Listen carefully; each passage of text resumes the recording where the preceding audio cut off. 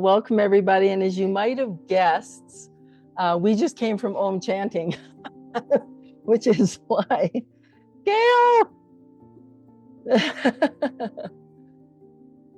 Okay, now let me just see if I can change my view here so I can see everybody. But welcome everyone, and thanks for joining me. This is the first satsang in, as you know, about 2 years or so. And I'm going to keep it as an introductory for walking the path, because my wonderful little gang here in front of me, that's where they're coming from. And I know a lot of you like Chidananda there in Colorado and Tiga in Quebec City. A lot of you have been on this path for a while, but I want this to be very inclusive and help everybody understand how I'm approaching this spiritual journey. Okay, it's just one of many paths. I can't seem to get my view. Yeah, maybe that off, but yeah, okay, there we go. So what I'm going to start with is I'm going to introduce myself. So I'm Swamini VishwaPratibha, and I'm a Vaishnava Swami in the Bhakti Marga movement. And Bhakti Marga means the path of devotion. And it was created by my guru, Paramahamsa Vishwananda. And what he's been observing, I think, in the world is there are so many ways to love God. And that's our goal as humans. We were only created to be lovers of God and have that relationship. And so Bhakti Marga is all inclusive. Like anyone who's following any path, as long as it's doing the trick for you, that's great. You know, you can be Jewish, you can be Christian, you can be, First Nations. The point is, we were put on this planet so God could experience love. So the analogy is sugar doesn't know how sweet it is because it can't taste itself. So the same way this divine, we call him Parabrahma, so and Paramatma, so they're both names for Sri Hari, God. And so we are an Atma, and the Paramatma is the all-inclusive one that created all of us. And so it's like he blipped us off so he'd have somebody to play with, right? Like if I was God floating in whatever, I'd be so bored. So I'm sure we're the best reality show ever, because you never know what we're going to do. And so that's what Bhakti Marga means. And Hinduism, which is the umbrella that this is under, Hinduism is a nickname from the British. The correct term is Sanatana Dharma, which means the path, the eternal path. And so it's not a religion, it's a culture.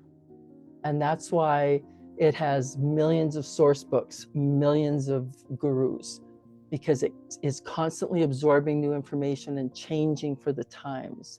Whereas traditional religions have one founder, one book. Okay, so that's why this isn't considered, I know other religions consider it a religion, but it's not. All right. And the phrase that encompasses how we see this reality is, we are a soul trying to realize God inside the material world. By going through endless births and deaths, we resolve our karma, which is bondage due to actions and thoughts. If we discover our true duty, we can attain liberation and be free from birth and death. Okay, so in a nutshell, that's how we view this. So our tradition believes in reincarnation and believes that this is like a school. So each body that you get puts you through another grade, and then you drop that body, go to the next higher grade, hopefully the next higher grade. Hopefully we're not held back, but yeah, And when they talk about moksha, liberation, what it means is we are trying to elevate ourselves so that we are completely in tune with God consciousness. So there's no separation. We don't feel like he's out there, we're in here. Okay, we are aiming to just have that complete flow of thought. And there are many dimensions, many lokas, like heavens and hells. And so Earth is one stop. And I know when I was a child, I had this exhausted realization at 10. I remembered thinking, I can't do this anymore. I want this to be the best life. I want this to be the perfect life. And I don't know where that came from, because I was raised in a generic household. Like, my parents dropped us off at Sunday school, but they didn't go to church, right? They just, I don't know where they went when they dropped us off. So I had a concept of God and what everyone in our area believed, but it still left me with a lot of questions. And that's when I started seeking. Okay. And so seeking is simply you finding the truth that works for you. And if we aim for self-realization, realizing who we are as a soul, then the divine can drop in God realization. So we can get so far up the ladder with our own effort, okay, to self-realization. Like a lot of you here in the room have done that Makriya yoga with me, your Om chanting. Some of you have other practices from other faiths. So all of those practices will keep moving us up. But then it's up to God to reach down and with grace go, okay, you did a good job, you graduate. Okay? And so that's the aim of all of this. And this is one of our main books, the Bhagavad Gita, and Gurji's created a little pocket version. The other version's massive.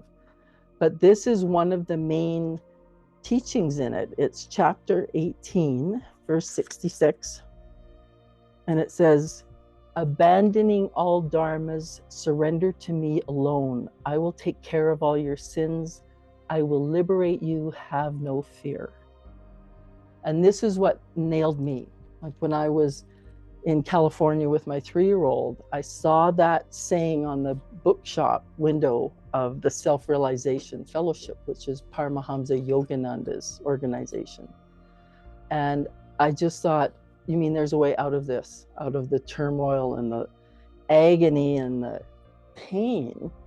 It says surrender, have no fear. And so I know surrender is a really misunderstood term. And I used to think it made you some cult clone, right? I'd seen so many wacky things on TV about people bouncing around. And I just thought, if that's surrender, that's horrible.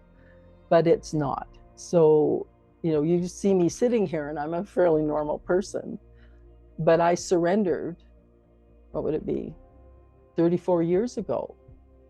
And the way it happened, most of you heard my talk, so I won't dwell on it, but I had become homeless with a baby. And one night in an abandoned motel room, I just said, God, if you're out there, I give up. I said, I don't know how I got here, and I don't know how to make it stop.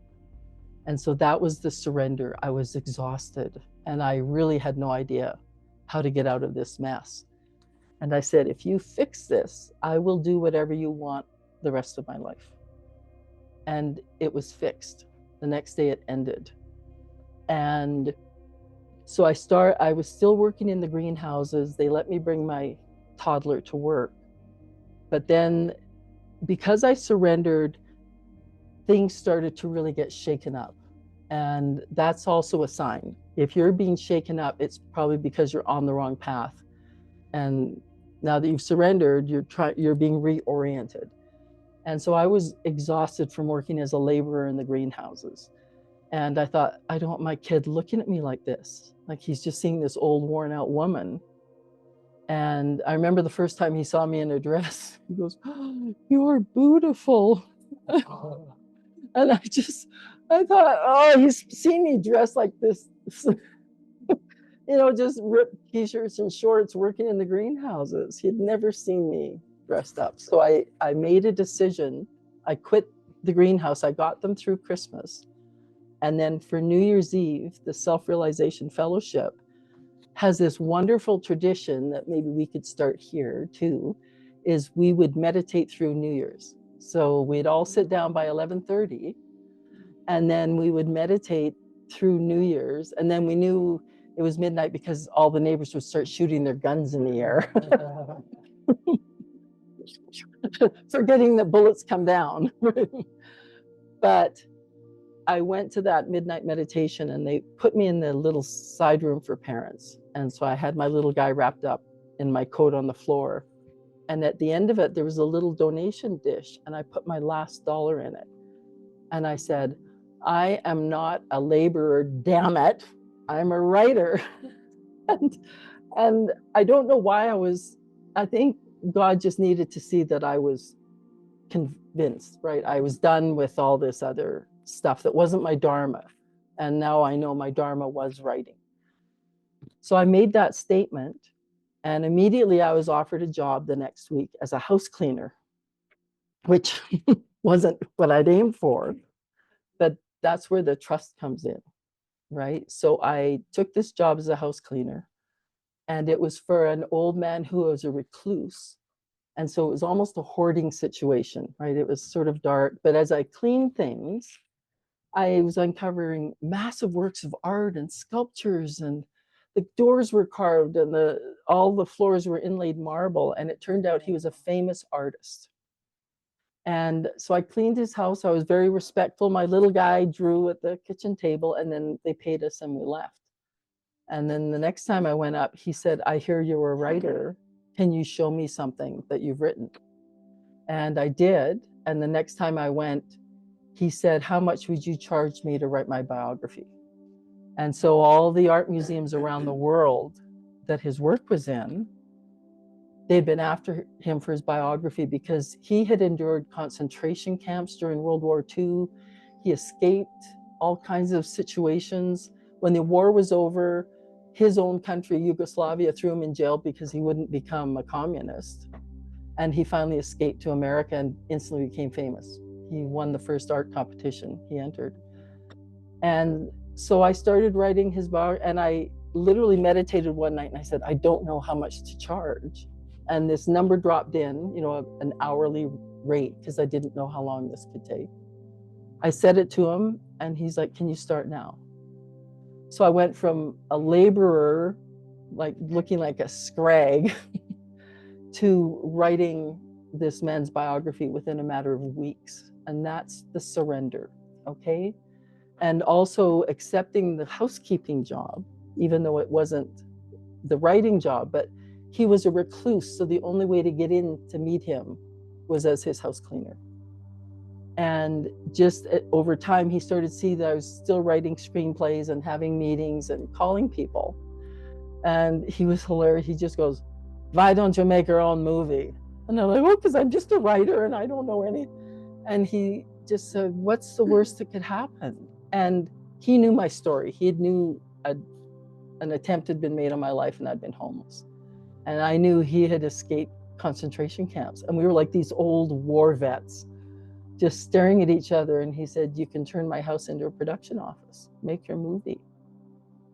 And so even though I knew nothing, I bought a book, how to make your own film.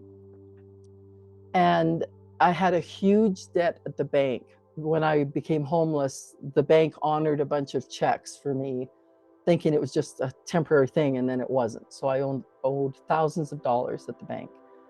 And I was making good money writing. So I phoned the bank to find out how much I owed. And they gave me the reference number. And I remember when I finally had all the money together, I grabbed my little guy by the hand and we walked to the bank. And we went over to the side counter and I said, I have to pay this off. So she typed in the reference number, nothing, typed in this, typed in that. And she said, well, let's just open an account because it'll flag you as a credit risk. And so she typed it in, it went, welcome to the Bank of America. So thousands of dollars in debt vanished. And I had phoned just weeks before to get the exact amount and the reference number. And so this is where I've just been shown over and over, surrender is an unbelievable get out of jail free card, right? Like this, your life can't compare to what will happen when you surrender. Because I didn't know that I was supposed to be aligned to, be a biographer, a filmmaker, just boom, boom, boom, boom. And by surrendering as a laborer, everything lined up. Everything just happened. And I remember this little bank knew me and they knew what I'd gone through, and they were so excited that, the debt was gone and the account opened, and they said, well, this is your seed money for your film then. So they took all of that money I'd brought in to pay off the debt, opened the account, and they practically did a conga line around the room. Like, we're going to make a movie. And they waived all the charges. So I told them most of the people I was probably going to ask for money would be coming from Canada. They waived all of the waiting time, for checks to clear. They got rid of all the service charges. And within no time, every morning I would say, who should I call? And one name would drop in. And within a minute of that phone call, they sent money. So that's where I'm saying you have to trust, right? And walking this path means jumping out of what society has taught you and surrendering and having faith. And as Guruji said, when we worry about things, money, jobs, everything, he says, I can't help you if you're worrying. It's like it puts an armor up in front of you. He said, you have to have faith and go do something you love doing. Like, instead of worrying about a problem, go have fun, enjoy this body that's still working, and let him fix it, right? I see Guruji as being the one fixing it, but let the divine fix it. Like, whatever concept works for you as far as what that higher source is, okay, let it happen. And I had some notes here. So today is Hanuman Jayanti. So this is the day Hanuman came on the planet, and he was the monkey king, and he's considered the purest devotee of Sri Ram. So in our tradition, we talk about avatars, and an avatar is the descent of divine into human form. And if you think of it as the game master, this is his creation. He can drop in as a player anytime he wants. And sometimes it's obvious, it's somebody who's recognized as a spiritual leader, and sometimes it's a little homeless guy who's incognito. Like, you don't know. There's a saying I used to have up on our bulletin board when my son was little from the Bible, and it was, be therefore not forgetful to entertain strangers, for therefore some have entertained angels unawares. Right? So you never know who you are talking to. So be respectful, be kind, right? And in Hanuman, he has a special part in my heart because I got very close to him through a Hanuman temple in India. And let's see, where's this?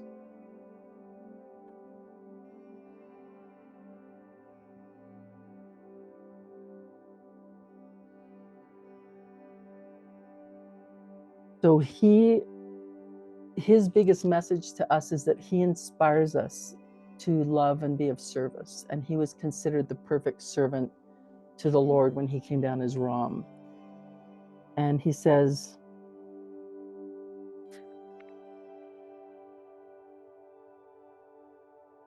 thoughts, words, and deeds. Thoughts are from the mind, words are from the body, and deeds are from the soul. So whoever remembers God and chants his name, even diseases and pain can't come near. It doesn't mean you won't have diseases. It doesn't mean you won't have pain. It doesn't mean you will not have affliction. These things will come, but how the person will take it will be different. If you sit with the pain and constantly chant the glory of pain, the pain will become powerful. So if you are feeding the mind with pain, it doubles. If you feed the mind with peace, that will double. So it says, chant what you want to happen. right? So don't focus on the problem. Don't focus on the worry or the ailment, right? You focus on the divine, you focus on happiness. And I was going to read this one other. All right. So he also, in one of his verses, he talks about Ram. And so Ram was a king and he was married to Sita. So you'll hear people, chanting the Lord's name. Some people like to chant Sita Ram is a common. And in this verse, it says, Rama the ascetic reigns over all, that you all carry out his work. One who comes to you with any yearning obtains the abundance of the four fruits of life. And then the commentary from Gurji is, Ram was married to Sita, yes. So how can he be praised as an ascetic? So as a celibate. And so as he says here, you have to understand that renunciation is not about putting the title brahmachari or celibate and saying, I have renounced the world. It's not about putting a cover on yourself and saying, I have renounced the world, yet you are still hanging on to your pride, thinking, I am better than everyone else. Here, Ram stands for the renunciate. He's not attached to anything, which means even if he's king, even if he's married, he is detached from every drama in life. He acts human, but he is not attached. And so that's that fine line. So when they talk about an ascetic, it just means you're married, you're in the world, you have kids, but you're viewing it like a movie. You're detached and you're moving through this without it causing you pain and harm. And Lord knows kids can cause you pain. And so if you just let them be who they are, and just sort of view it like, oh, they're going through that, or oh, they're doing that, right? So a renunciate simply means renouncing that pain and suffering that comes with being in this world, okay? And so the biggest lesson that comes through all of this is to change the way we're looking at this life, okay? It's a drama that we're playing in, but it's not us. We've stepped into this vehicle to live this life, and we step out of it when it's time to. And we actually step out of it over and over in this lifetime, okay? So remember, it's the one that helps you play the game, but don't cling to it. You've had thousands of bodies. So this is just the next one. So I put down a couple of key phrases that I thought to just note down. Like, there's just some key ways to start shifting your viewpoint. So be selfless, which means think of yourself less, which most of us with kids, you figured that one out a long time ago. But what I learned now that I'm, in the orange cloth and everything, when I move into a room, the first thing I'm thinking is, who needs help, right? Who's having trouble sitting down? Who can't find a chair? So think of yourself less. And that's when you really feel that presence drop in, because it's someone going, it's that divine being going, oh, good, someone's going to help me help them, right? You'll get the message that you'll look behind you, oh, somebody's getting ready to fall down, right? So think of yourself less, don't worry, and you actually have the choice to be happy every day. So circumstances mean nothing. And you hear about this, people in concentration camps who learn to make a game out of it, right? People in jail who figure out how to be happy no matter what, to find that joy. And so the one other story I'm going to share with you was, I think, the most inspiring person in my early life was my grandmother. So this was my dad's mom. And she and my grandfather were in the Klondike Gold Rush up in Dawson. So overlanders, right? Just, it was crazy up there. It was all whores and miners. And my grandmother. So when I was writing our family history, and I asked Dad, so which was grandma? And he said, actually, she was at the top of society because she was a nurse. Nurses and teachers. which wouldn't it be great if we went back to that again? But I thought, well, why would she leave Victoria, BC? For those of you who don't know Canada well, Victoria is like Little England. It's all tea parties and, you know, hats on Sunday. And she was born there. So I couldn't figure out why she went to the Yukon. And I went to the coast, and Dad said something happened that drove her up there. And I found it front page of the newspaper for weeks. So she was 20 years old, a nursing student in Victoria. She was walking home from the night shift, and she was attacked by a stalker. So probably Canada's first stalker, right? 1907. He shot her several times, took out a scalpel, destroyed her face, slit her neck, and then slit his neck, and he dropped dead. And she held her neck together and walked back to the hospital. And Tigger, do you need me to mute you there? Sorry, I changed accounts, so Okay. I'll find a way to mute myself. Let me see if I can find it for you. I'm keeping everyone in suspense here. What happened? What happened to her? So there she was, 20, and it was the biggest scandal in Victoria, right? So the newspaper covered it day after day, and she was literally a marked woman. She couldn't walk down the street. Everyone knew who she was and what had happened. But the nuns that ran that hospital ran the hospital in Dawson City. And they said, we can't get anyone to go up there because it's nuts, but everyone is scarred. And so she went. And one of her first patients was my grandfather, who just had his hand pulled off in a mining accident. Most of my family dies by misadventure. It's kind of our thing. And they met and fell in love and had my father. And so when we were little kids, she came and lived with us. And she would sit in her room with her rosary, which is like our japa beads, right? She would chant the name of God with her rosary, and she let us tear her room apart. We built forts, we ripped the bed up, we made raceways for our cars. And she sat there and laughed and laughed and laughed. And I'm sure she never thought she'd see the day that she would be alive to have grandchildren. So she never sweat the small stuff. You know, my dad, at one point, his business went under, and I just remember it being a dark time. I was too young to know, but Mom went back to work. You know, they just took care of business, and then we were up and rolling again. But she chose happiness, right? She could have been wallowing and miserable, and anyone who came by should tell them the story about what happened to her. And I never knew what happened to her. She was so weathered from being up north that she had a very lined face. So it just looked like old lady wrinkles, right? I couldn't tell what had happened to her, except you could see this one. It was like a hangman's noose, right? So I just thought it'll come out one day. And so sure enough, I remember when I brought the copies of the newspapers home to my dad, he just sat there and cried. He never knew, right? So that thing about just get on with it. Like, don't be a victim, don't wallow in it, don't make that your badge of honor. Just get on with life.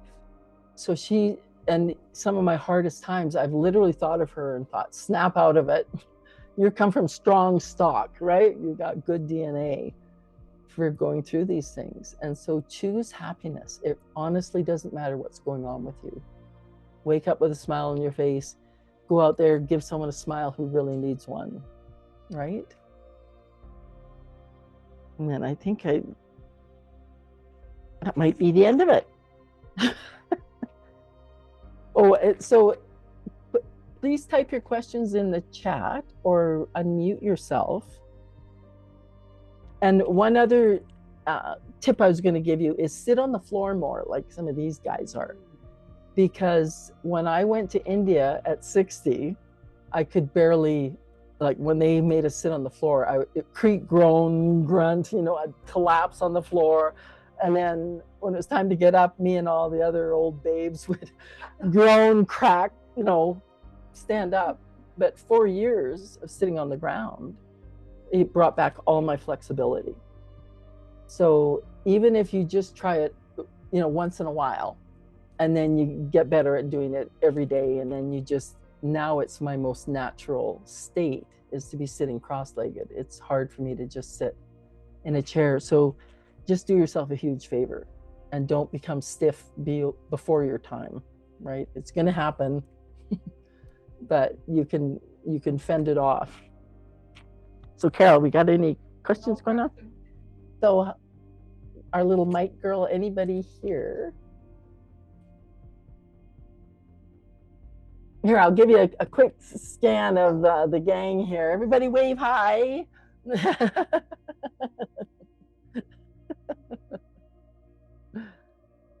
So Margaret. Yeah, so I grew up Catholic. Just can you hear her? Testing one, two. Nice, thanks. Yeah, so I grew up Catholic and have a good idea of what sin is in that tradition. What can you define sin in this tradition? One phrase I heard in India was that the only sin is guilt, which I found really interesting. So it's like everyone is sort of doing their nature, they're doing their dharma, and if someone is behaving badly, they just haven't made it yet, right? Like we've all messed up in some lifetime. We had a lifetime where people were just pointing the finger probably and going, what a horrible, messed up person, right? So you just keep going. And that's also where the reincarnation model helps to understand, because you're never going to burn in hell forever, right? Even the Hitlers of the world will go to one of the 7 hells that there are. So there's a hell for the petty thief, there's a hell for Hitler. They're different graduations, right? And you do your time, and then you're given a body to come back and try again, right? So there's no eternal damnation in this tradition. And another thing that helped me too was, I remember in California, my husband and I took care of this little girl, Moni Fay. She was 2 years old, and she burned to death in a fire. And she was in a really messed up family. And it was their negligence that made the house catch fire. Like the kitchen was just greasy and dirty, and she burned to death. And I remembered thinking, how can there be a God? How can that be right? But what I was told, now that I was following Kriya Yoga, was that she volunteered as a soul to come in and set the course of events that would transform the whole family, right? Because the rest that lived, they got their act together, they were devastated by what happened. And so they probably moved faster than they would have just stumbling along, messing up, not taking care of their kids. And so her death really triggered in the whole community, triggered a huge shift. And so some souls will come in and do that. Their job is just to set the wheels in motion for something else to happen. You're welcome. Kamal, if you're listening, your mics work great. So I'm still thinking about what you said about renunciation. And is it being the noticer of what you notice when you say you step out, or right? Like, so stepped out, being the noticer, be a witness. Yeah, is what they say. Okay. And an interesting practice I was given way back was to look through your eyes the way you look through the windshield of a car. And the first time I did that, I felt this shift in me that, like, I was moving around within my body the way you move in a car. Oh. And just try it. Okay. Sort of go through your day looking through these windshields. Okay. Because it's an interesting shift if you remember to do it, and it makes you realize you're staring at a movie, right? This is just a grand play. They call it a leela in our tradition. So looking through the windshield, that's like being in the present, not looking at the rearview mirror, which is smaller, and looking at the past, right? Yeah. So we've got this big, okay, all right. Exactly. I like that, yeah. Yeah. And then that helps you not be as harmed by the events too. Right. It's like if you go to a movie, you don't come out and expect to drop dead because the main character dropped dead. Right. Right? You've watched the movie, you enjoyed it or got scared by it, but you left and knew it wasn't you. Yeah. So being the benevolent witness of what we're observing. Yeah, and you're an actor, knowing, so it's like, oh, in this scene, I'm the good guy. Right. And I get to do this. Yeah. So we're in charge of the whole. So you and writing your movie, we are in charge of the whole movie. We are the director. No. The actor. Okay, No. that's exactly. So that's what I'm thinking. We're not that. No, and so the conversation I had with Gurji when I first met him was I thought this was the only time I would be around him. So I was just asking him. And so I was asking about immortals because Babaji's immortal. And Gurji said, you know, there are older ones than them. And I realized he was talking about a situation I'd read about in a book in a hut I'd been abandoned in. So every time I was abandoned in another hut in India, there'd be a dusty book there and there was nothing to do but read it. So it was like I was being trained on a completely different path than the guru I was with there. And it was different from what my guru now teaches. So I was being shown almost not hidden knowledge, but different. And it was about the Saptarishis. So every time the world comes into, the world is created and absorbed over and over and over. But it's a trillion-year cycle, so it's not going to just disappear on us. But every time it manifests out of the divine, the Saptarishis land with it, and their Sapta means 7. And these 7 rishis are teachers who are immortal, who stay attached to the planet for its whole duration. You could pass one on the street.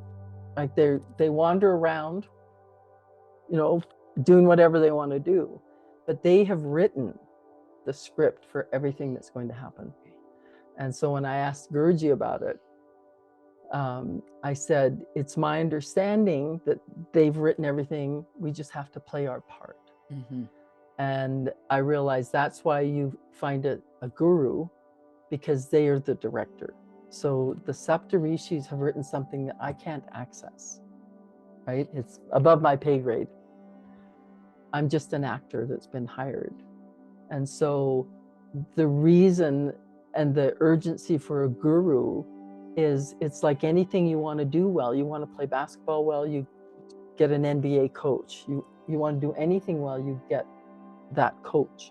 And so gurus are for the spiritual journey because they've seen the end and they want to get you there. And they also know what's been written for you. And so it's like the director.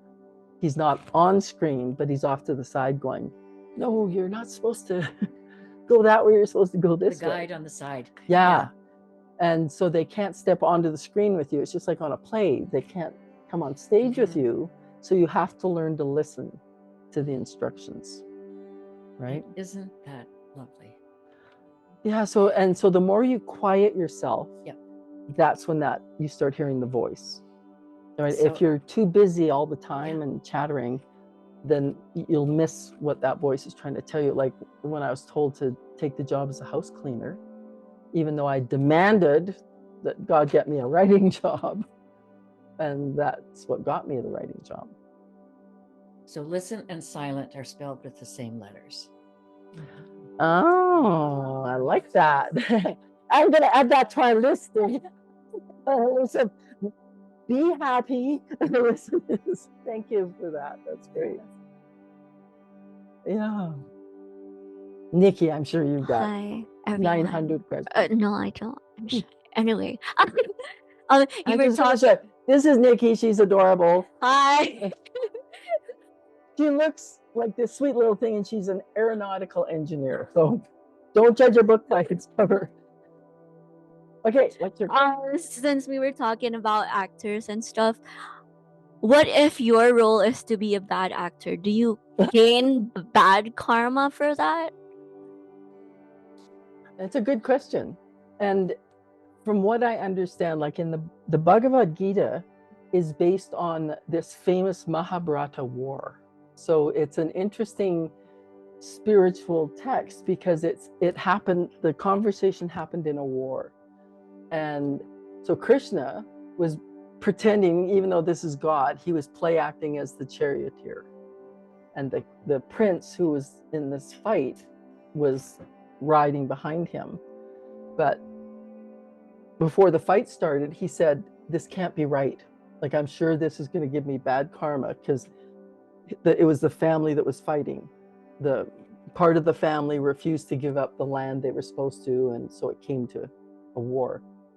And he said, this can't be right, to kill your own, relatives. And Krishna said, it is your duty to stand up for righteousness. Like, if you let this continue on, they're going to keep abusing everybody. Like, you have to be the one that stops it. And he said, stay unattached. So what we were talking about, detachment.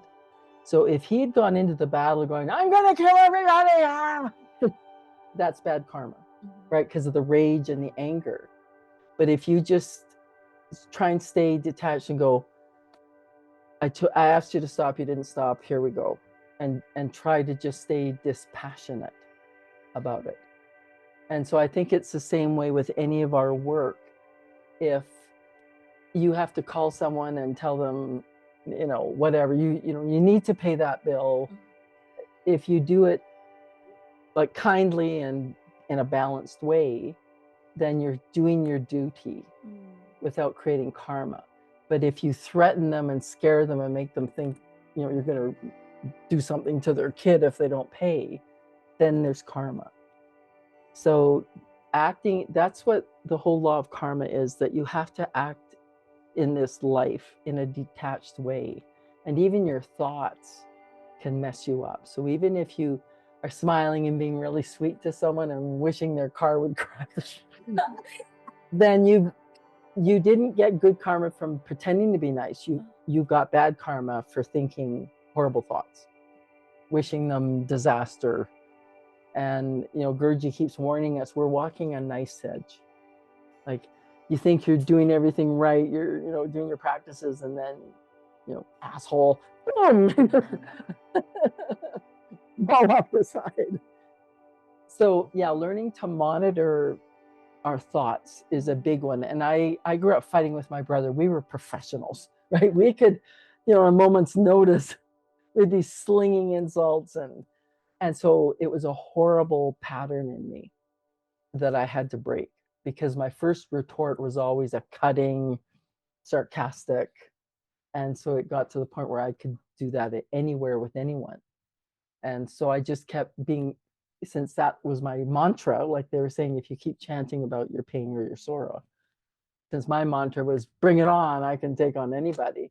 And so God just kept giving me bigger and badder fighters until I went, uncle, like, I can't keep fighting. Like, oh, yes. Shaivanya, what's the name of the book? She asks. Which book? But I'm not sure, because now this was 5 minutes ago. You showed us 2 books. Oh, the show. Yes. Okay. So this is the Sri Hanuman Chalisa, and it's from the Bhakti shop. So it's that beautiful song that is sung every evening in the temple, because it reveres Hanuman as this amazing devotee who would do anything for God. And so in this book, every single verse is taken, and then Guruji's written like 2 or 3 pages explaining every single verse. And then the other one is the Bhagavad Gita Essentials. So are those the books you're talking about?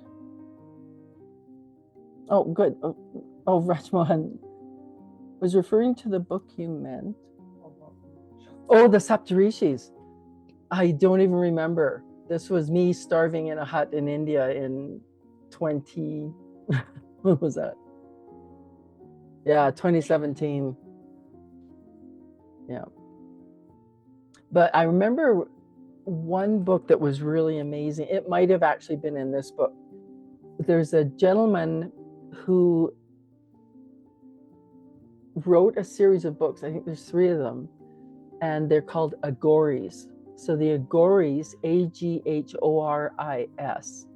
they're the absolute renunciates. So they're the ones that are naked, covered in ash, living by the cremation ghats at the Ganges River. And they have to go through the hot coals and find a skull and fashion it into a bowl, and that's their begging bowl for food. They're naked, so they have nothing. And they have renounced everything, and they're training themselves to be above everything. So they eat poop, like anything that might cause aversion, their teacher will go, do it. And so they completely detach from the physical state, right? They realize that their body can do whatever it has to do, and they're untouched by it. And so it's this most severe training that I've ever seen in India.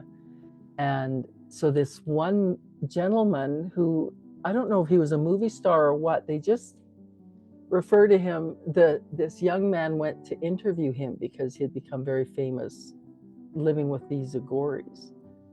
And so he interviewed him and wrote 3 books titled Aghori, and one's called Aghori Karma, and which was gave me such a clear view of what karma is and how we keep coming back. And then I can't remember the titles of the other 2, but I actually think it's in that series where they talk about the Saptarishis. So I'll try and hunt it down, and I'll put it in my Telegram group, because I haven't even thought of that book for a long, long time. Thank you so much. My pleasure. I have a question. Yes. I wonder, when we pass, and I believe in reincarnation, do we review our life? Like, do we come with an intention to work on something? When we pass, is there sort of a review? Do we?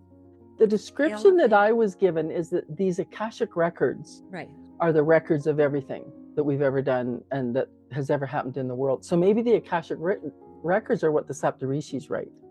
Now, Eureka! Thank you for your question. And from what I understand, when we die, we get to go in front of our Akashic record and see, oh, this was supposed to happen. Oh, I did that. Oh, is that who that was? Oh, rats! I missed an opportunity there. Or so it is the script. Okay. Of what we're, and those are the records then are what we aspire to. Right. And so from what I understand is the judgment day is our own self-evaluation. Right. We finally get to see, they pull back the screen and we go, oh, that's what I was supposed to do.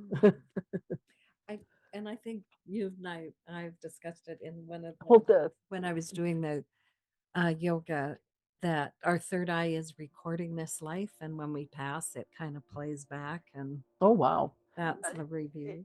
It might the one thing that I have really come to appreciate is we have no ability to understand what the mechanics of this world is. Like right now, there's so many people talking about we're in this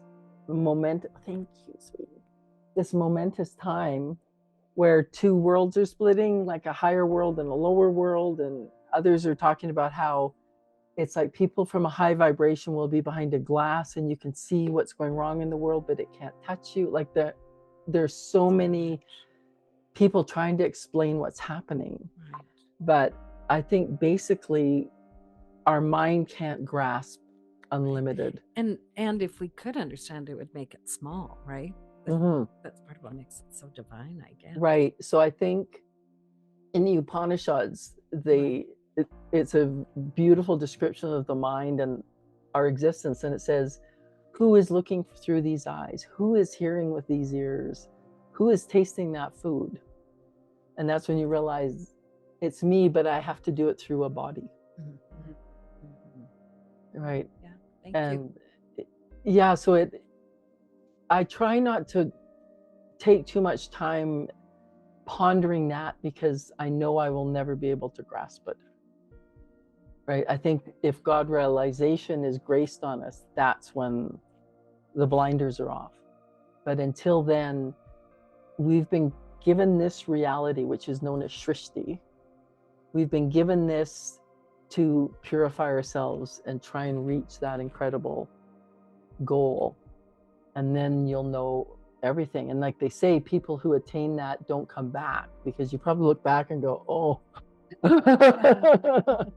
I do not want to go back there. And then you move on to these other amazing realms that exist, right? So you never die. You've never ceased to exist, which is, again, a concept that I can't grasp that. Yeah. And even the Big Bang is like they say, okay, so where did that first particle come from? Right.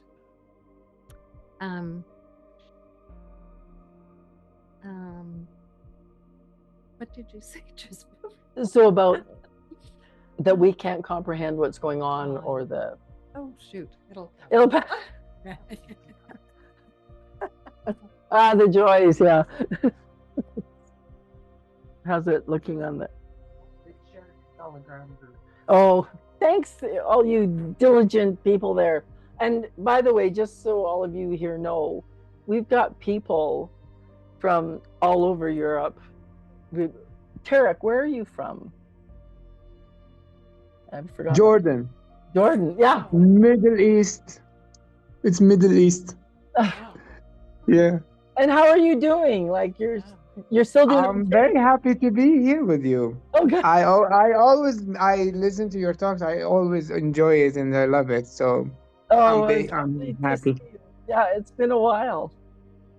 Yeah, so that's the amazing thing about this path, right? Is we all get connected and we don't know how far away we are from each other, but we aren't far away. Oh, she remembered. Quick, give me the mic. When you say the other realms, I mean, are there souls waiting for bodies so they can come and work on their... Yes, and the reason to really don't waste this life is in these ancient scriptures. It says there are 8.4 million species on the planet, and we have to have lived as every one of them. Wow. To learn the playing field. No wonder we're tired. Yeah, exactly. And then you get a human body for the first time. And so a human who just, is horrible, like animal-like, just awful, doesn't know how to be nice to people, they will incarnate back into the animal realm. And it's like, no harm, no foul, you weren't ready. You thought you were ready, you weren't ready. And it's what? It's okay to kill a cock. No. Oh. No, but it might be coming up. It might have just,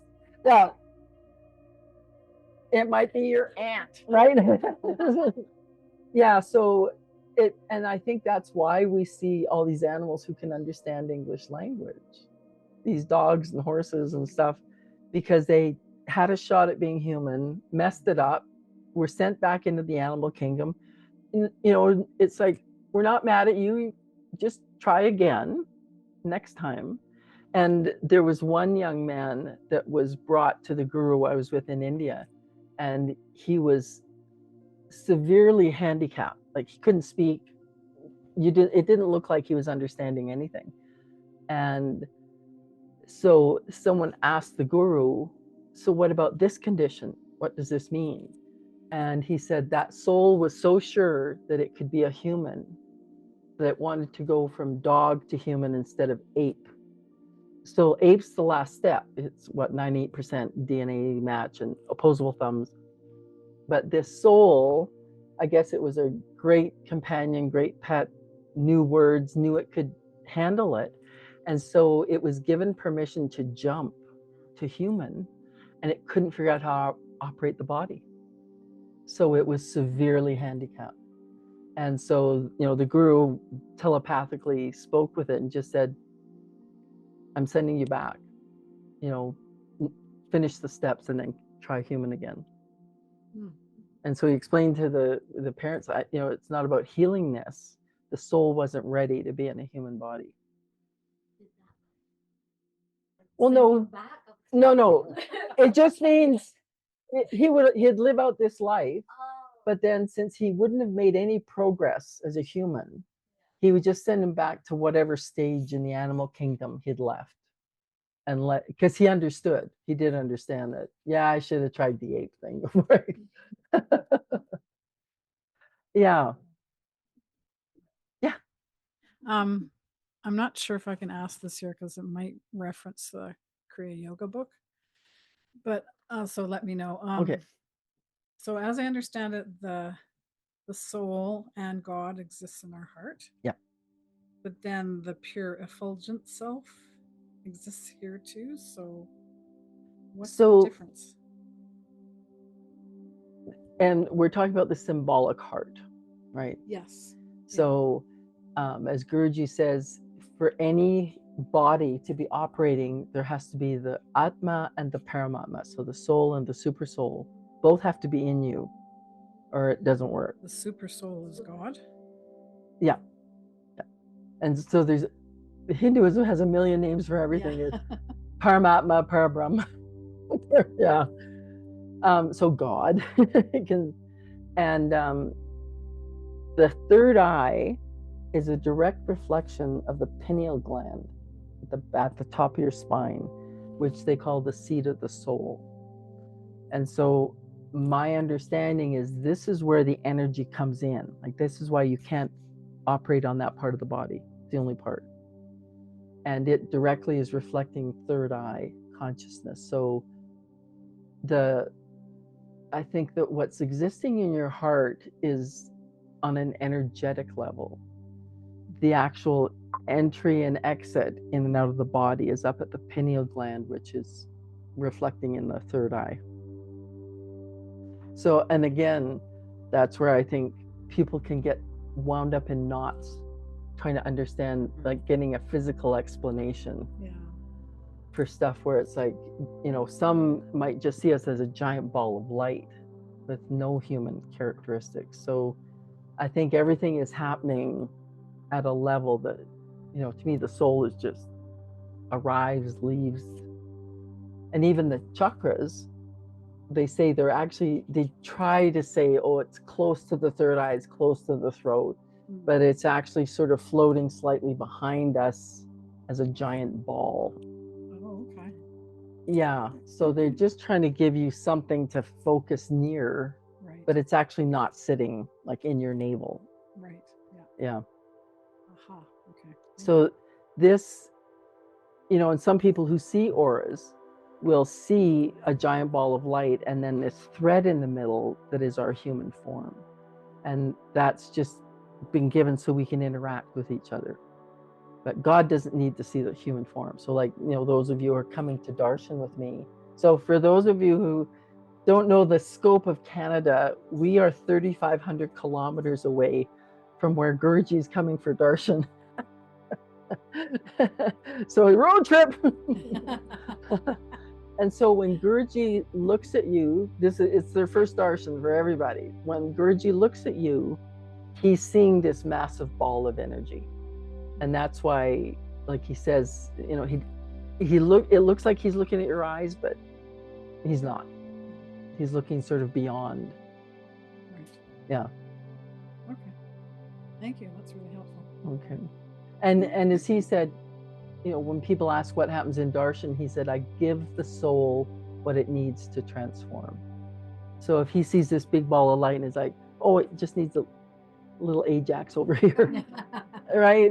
Oh, there's a little flaw over here. Yeah, because we can't understand, just like we can't understand all these concepts. We don't know what's wrong with us. It's like, somebody please just fix me. Yeah. We're doing okay there? Anybody else? What's the difference between self-realization? Sorry. What's the difference between self-realization and God realization? So like what would you attain when you attain self-realization? So it's in the name, right? Know thyself. So you'd know the Atma in that case. Right. And but then what would you like? I'm trying to grasp the scope of what you'd be able to see differently as a self-realized being versus like God realized you so see everything. so this is the Alberta trucker in me giving this explanation. Okay. Your bullshit meter is so finely tuned that you just know right from wrong. If someone's lying to you, right? Like it's like your spidey senses are out and you're not deluding yourself anymore. So that's the big thing is, a lot of us grow up watching adults delude themselves. So we think, oh, that's how you survive as an adult, right? You have to lie to yourself. You have to say, yeah, right, I want to be a doctor when you want to be an artist, right? So it's part of self-realization is making sure your inner persona matches your outer persona. There's no hypocrisy anymore. Like what you say is what you do. You don't lie, right? And that's, people can feel that from you, that even if you say something they're not going to like, no, I really can't help you out with that. They know that it's coming from a state of, you know your limitations, you know what you can and can't do. So self-realization is knowing exactly where you stand on everything and what you're willing to put up with. And when I was in marriage counseling at one point, I was given a great phrase, and it was, if someone was trying to convince me to do something and you're just feeling sick to your stomach, like, oh man, and you say, I'm not comfortable with that. And it's an amazingly freeing thing, especially, I think, parents, if your kids are used to being able to manipulate you, right? And for you to stand up for yourself and go, I'm not comfortable with that, right? Like, I can't bail you out of jail for the third time. Like, whatever they're trying to, because you're mom, you have to come to my rescue, right? To just know who you are and what your boundaries are. And then God realization means your consciousness is completely at one with the one that's creating all of this. And so that's when omnipotence, omnipresence comes in, like, what someone's thinking on the other side of the world. And so these God realized masters, that's what they've gotten to. They've gotten to that level, which is why they can help us, because they'll see us struggling with whatever, the struggle du jour. And they realize, okay, I just need to help them say no, or I have to convince them to say yes. Because sometimes we're so fearful that we won't take chances that we're supposed to. So then, when you became, or if you become self-realized, would you be beyond the Mahamaya?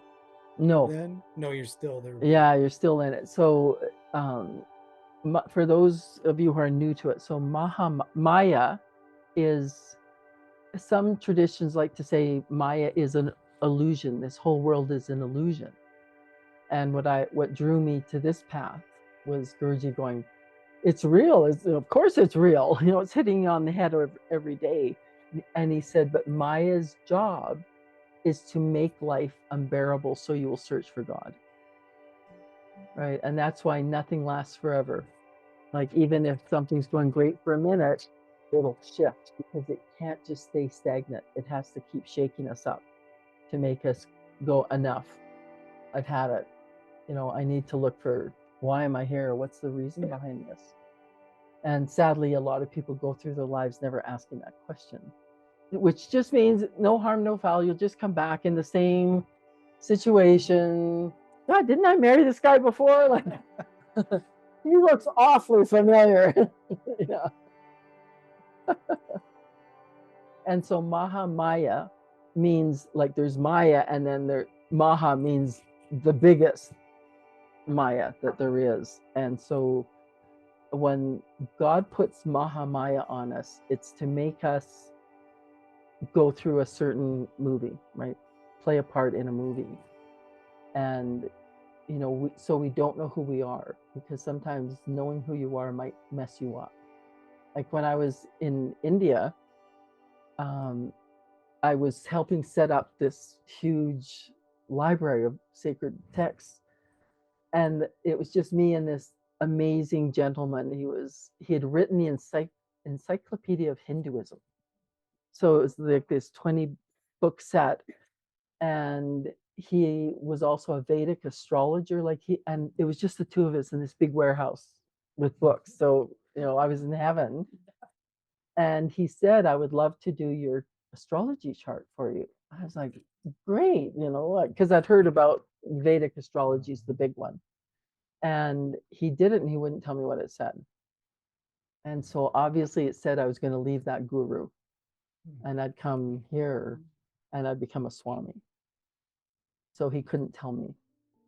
And I think that happens a lot in our lives, that there is you're missing some knowledge, but you're not being allowed to have it, because you have to keep, playing your part. And I remember before I was invited to India, I was just this single mom working, and I just kept thinking, this is it? But I had to take care of my kid until he didn't need me anymore. That was my dharma. And so your dharma changes as soon as that lesson's complete, or that life phase is complete. And when my son left to go traveling, and I just said, I don't know who I am, because the dharma had finished, and I was just like, well, now what? And then the phone rings, how fast can you come to India? And that wasn't even on the menu. That came out of nowhere. And next thing I knew, I was on a plane to India, and a whole new life started. So don't be over anxious if you feel like you're stuck. You're still probably doing the tasks that somebody needs you to be in place for something. A lot of us are grandparents now. If someone just needs you in place to help, then that's your dharma. And that Maya will stay on you until it clears, and you go, oh, I'm a god. We don't know who we are. Yeah. But we might have reached a very high level in a past life and agreed to come back again and just be a working class. Yeah. And then how does Yoga Maya tie in then?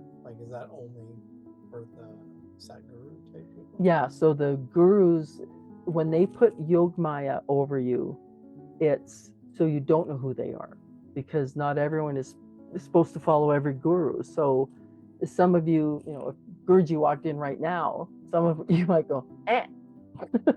Right? So that's Yoga Maya. He's like, that's not one of my devotees. I'm not even going to upset them by making them think, oh, I'm supposed to be following that person. And with me, as soon as he walked into the airport, I just about lost my mind. And so he had removed it so I could see who he was. And then when we were meditating, we were in the Kuan Yin temple, 2 days later, meditating, and this massive energy just hit me, and I just left my body, and I was gone. I don't know where I went. And so he just unleashed, so I could see, you're supposed to be with me, right? And other people, sort of skipped along with us on this little tour, and oh, it was fun, and off they went, right? So the gurus know who is supposed to be following them.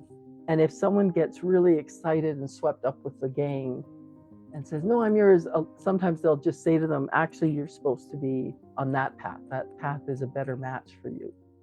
And so I was brought from another guru, mine, and people from Paramahamsa Vishwananda's group have been sent to India, to Nityananda's. So they're always watching you, or they'll send you to a Buddhist, right? They're always trying to figure out what matches your wiring the best. And so when they put Yoga Maya over themselves, it's because they don't want to upset people who aren't supposed to be following their path. They just come across like some guy, right?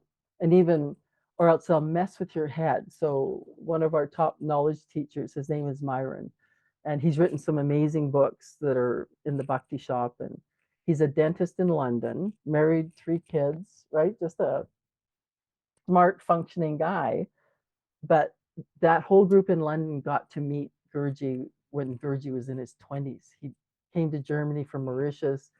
They got this little house, and a whole bunch of them just started thundering over, on weekends to hang out there. So it was a very relaxed setting. And so Myron's wife actually met Gurji first and was just, oh, this is the one, like this is the guru. And so she told Myron, and Myron's really analytical and really smart. And so he showed up with his list of questions, and he said Gurji just messed with him the whole week. And he said he lied, he contradicted himself, he acted like an idiot because he knew Myron was giving him a test. So he flunked it on purpose. And when they left, Myron told the gang, he said, I am never going back there again. That guy's nuts. And of course, now he's top devotee. So yeah, if you go in there thinking you're going to test someone at that level, it's like you're not playing the same game.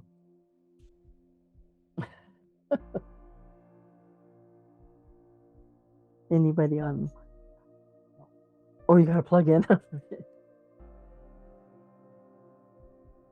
Any other questions, or we'll wrap it up if you guys are.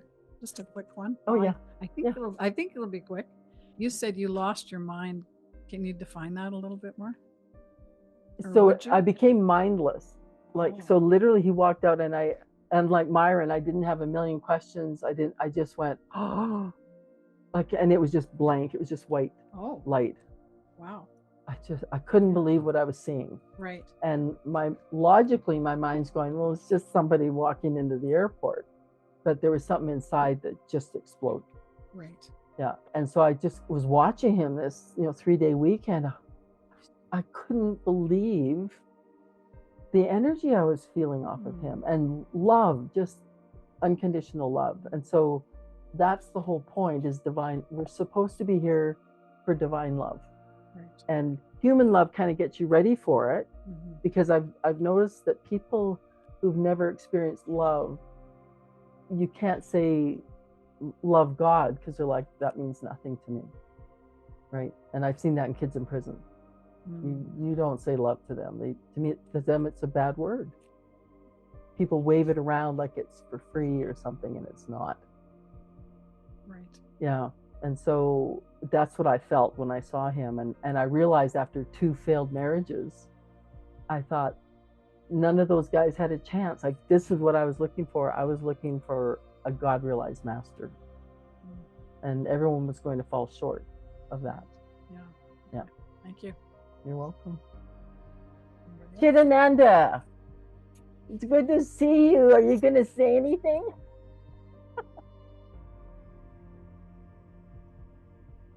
I'm just really enjoying listening to you talk.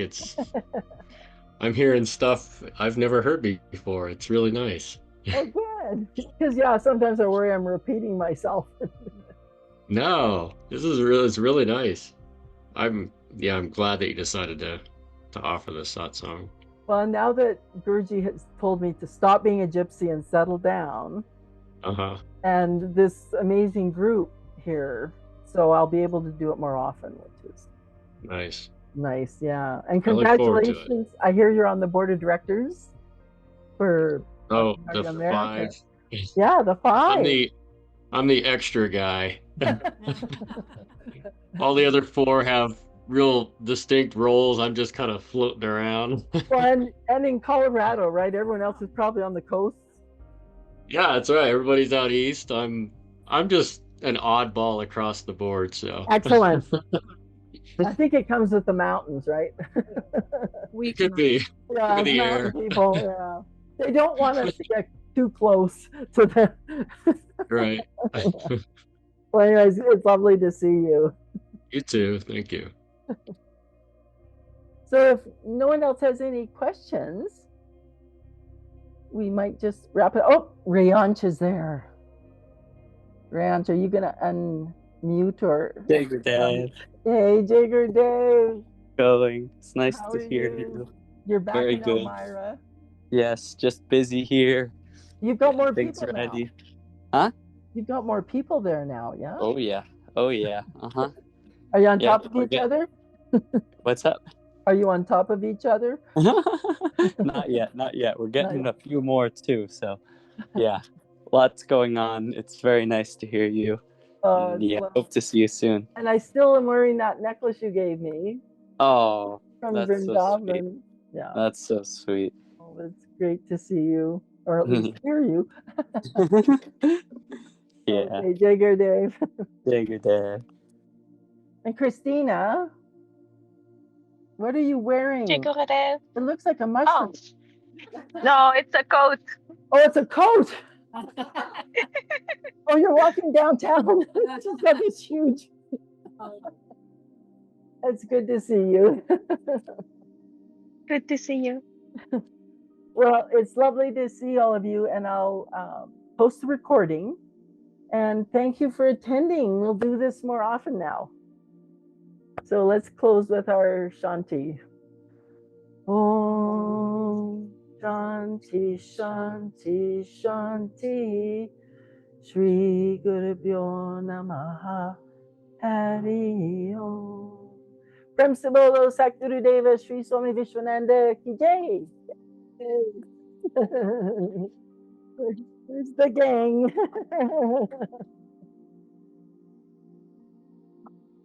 Bye-bye.